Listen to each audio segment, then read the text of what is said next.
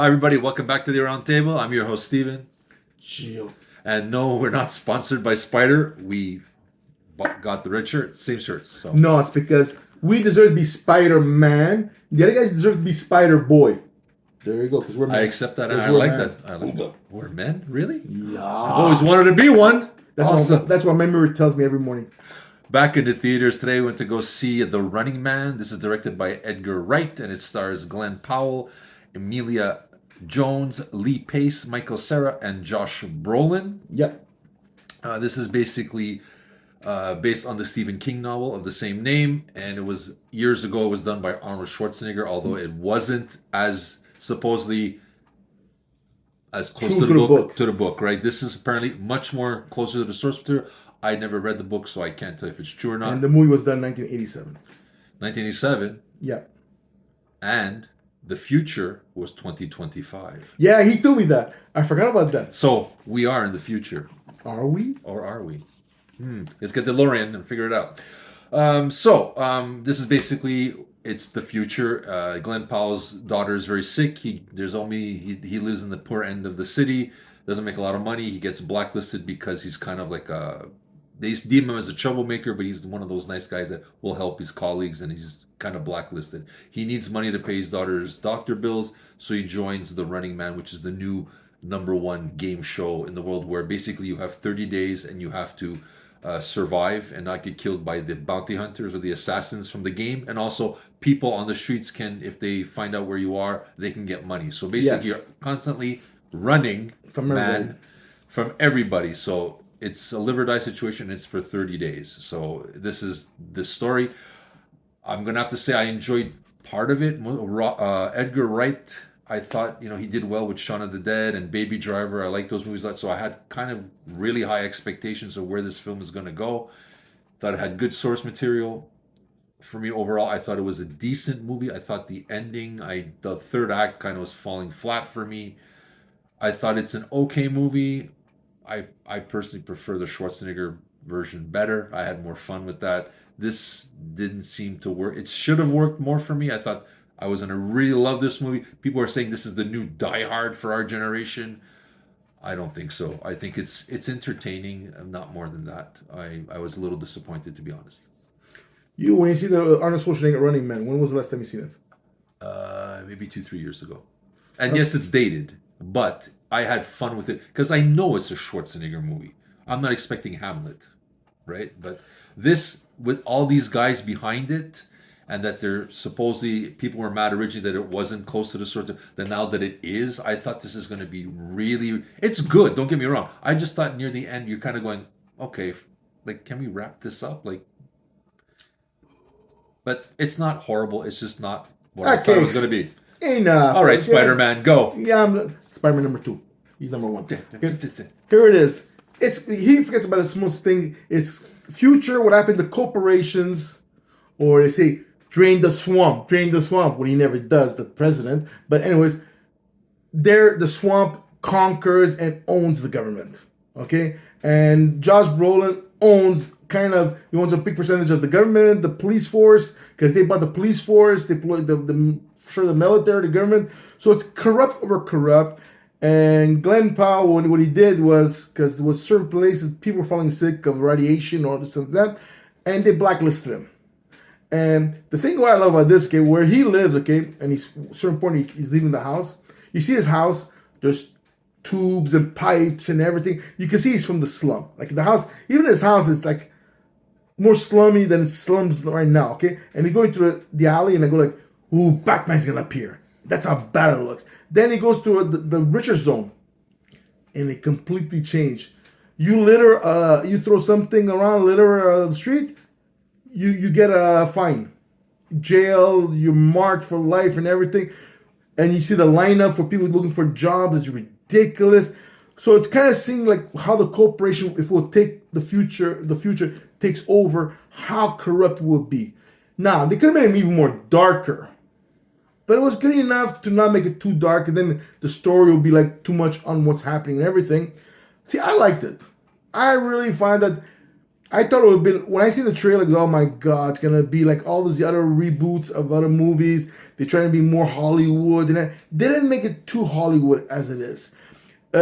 All the people putting like the host and Josh Brolin. Josh Brolin, I don't know if he got the makeup did on his face or his Botox. They put temporary Botox, or that's his new face. Who the heck knows about Hollywood?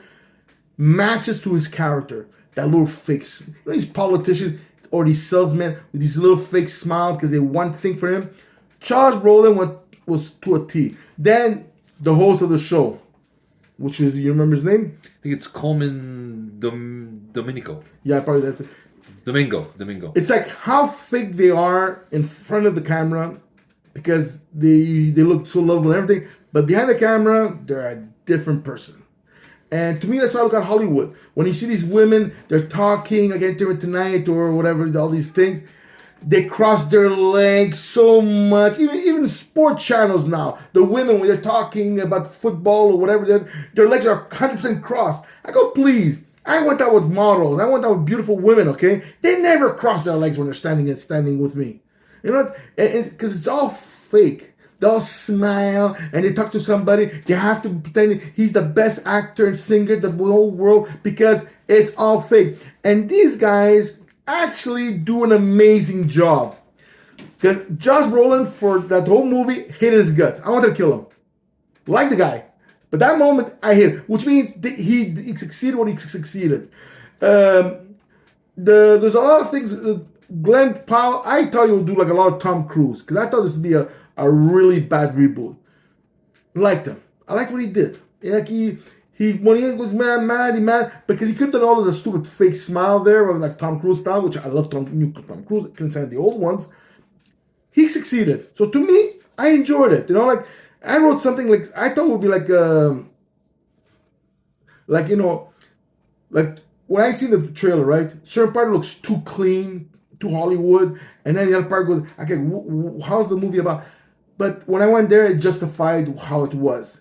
There is the rich world and the fake world, and then like as Steven was saying, the future of the game, it's all reality shows. Mm. Everything it's coming out, it's all reality shows, and you know all these Real Housewives. There's still the Latino wife, and for me, those I don't know about you, people love it. Good for you, kudos for you. I can't stand it. I mean, you made a family of no talent, you know, it's Kardashians, and I didn't see not even one show at all, full. Okay, you made them rich with no talent of sports, intelligence, comedy, nothing.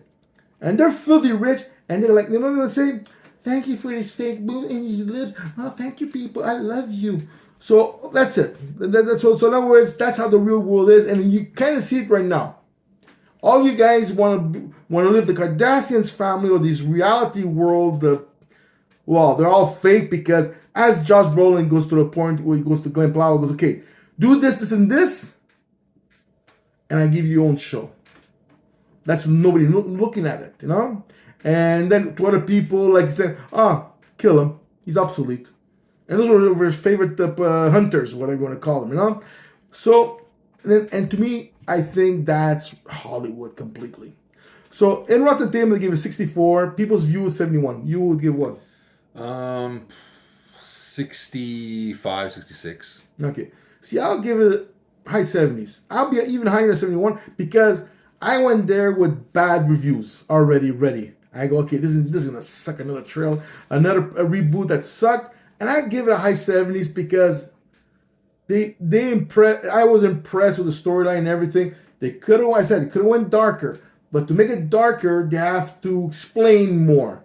But they explained enough of the corporation that we all know control the politicians. Okay. So, full price, cheapy night. What do you recommend this? Well, maybe I enjoyed it a lot because I went to cheaper night. You know, But if you paid full price, would you be disappointed? It wouldn't be a movie that I would go for full price. Okay, so my genre kind of movie because it was good. The fighting sequence of Glenn Powell doing and everything, it was great. Certain fights, like you see, he's gonna win, but he's fighting with these hunters, who are probably elite soldiers and everything. And the reason he won is because other people helped him. So he's trying to say, he goes, look, he's not because of him, you know? Like Arnold Schwarzenegger, Running Man, didn't happen because it was all him and him, you know? But then again, you put Arnold Schwarzenegger fighting against Bruce Lee will put him down in 2 seconds, you know, or you're like a Rambo kind of soldier. So this one was more realistic. I liked it, you know? But they didn't do too realistic. And the part I loved the most, they didn't make it too Hollywood. That's what I liked about it. And of course, CGI controls the world. How they able to manipulate the videos that you said this when you could be said that.